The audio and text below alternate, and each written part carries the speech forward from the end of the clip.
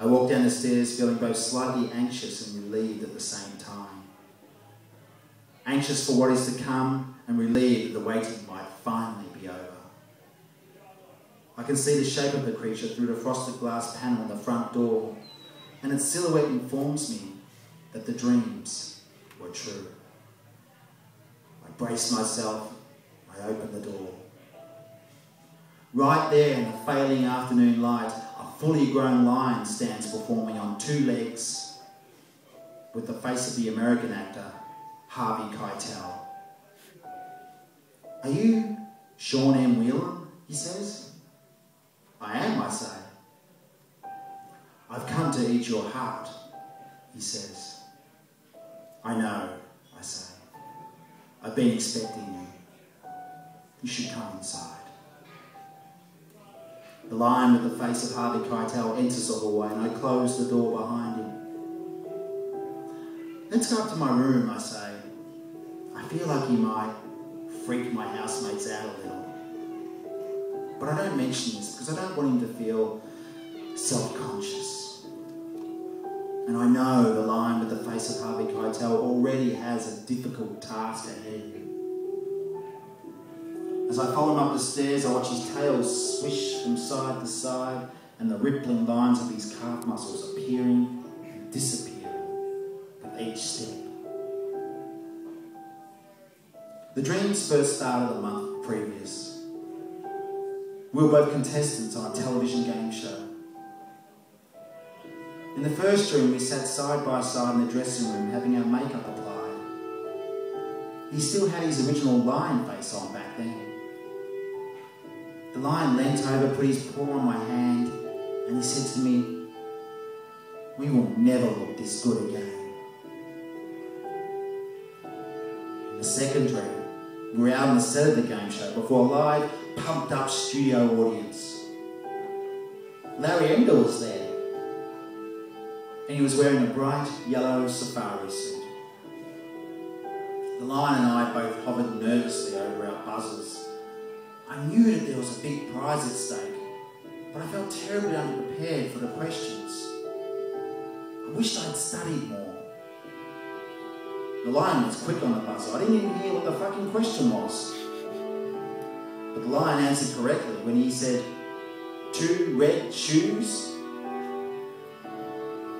Larry Emder was smiling so hard I thought he was going to burst into flames.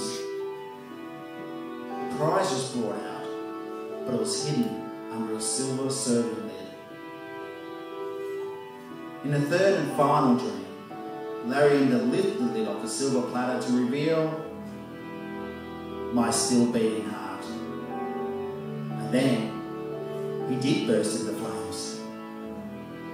The plate crashed to the floor as Larry smouldered and his ashes floated up towards the bright, hot studio lights. I watched my heart roll across the floor to the lion's feet.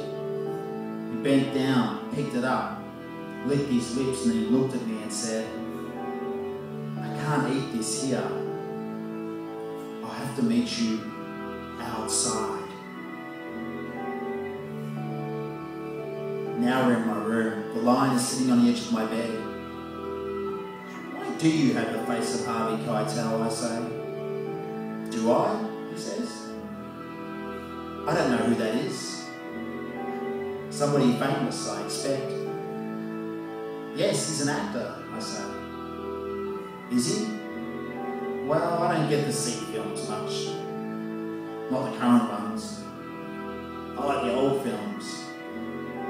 I was hoping to have a face like the lion from The Wizard of Oz.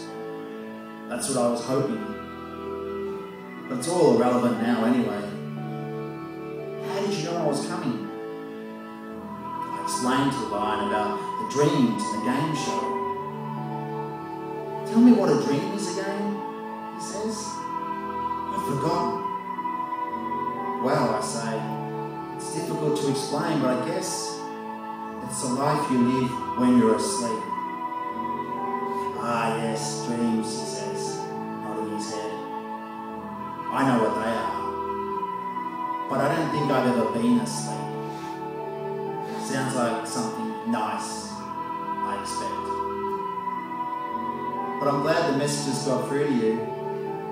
Sometimes I just can't penetrate the static. It demonstrates that you're a willing recipient. Are you the Grim Reaper? I suddenly blurt out. I don't know, he says. I don't think so. But how could I know such a thing for sure? That's one of your stories. I turn away from the line, I look out the window. Melbourne is outside and the sky isn't falling, standing up all on its own. But I notice something's about to change. The afternoon is getting old, and from my balcony I can see the white glow of the lights at the MCG. I think of 36 hearts expanding and contracting. I think of the sound my father's stomach used to make when I would rest my head in his lap while watching TV. I think about getting a tattoo of a bell on the base of my skull. And then I realise that dying is just a way of saying goodbye and hello at the same time. I turn back to the line and I ask him, do you know exactly what the colour of loneliness is? He says to me, can we get up on the roof? There's something I have to show you. I take the ladder from the garage while the line with the face of Harvey Keitel sniffs around a compost heap. On the roof he tells me to place my hand on the television area. Then he tells me to look at the house next door. I can see an empty room on the second floor opposite us with just a single TV set sitting on a milk crate. Point the aerial north, the lion tells me. I do so. Now watch, he says, pointing to the empty room. The television flickers to life. There's me on the TV walking down the stairs to answer the door. There's the door opening and the lion's standing there again. But this time his original lion face has returned. I watch me watching the lion walking up the stairs. Then everything starts to speed up. From my bedroom, to the yard, to the roof, and then it's now. I hear the snarl and I'm too frightened to turn around. But on the TV I see the white of his teeth and his paw land on my chest like a flag landing on a map. My blood slowly drips off the roof onto the driveway below like rain. And then it is raining. And life turns pink and slow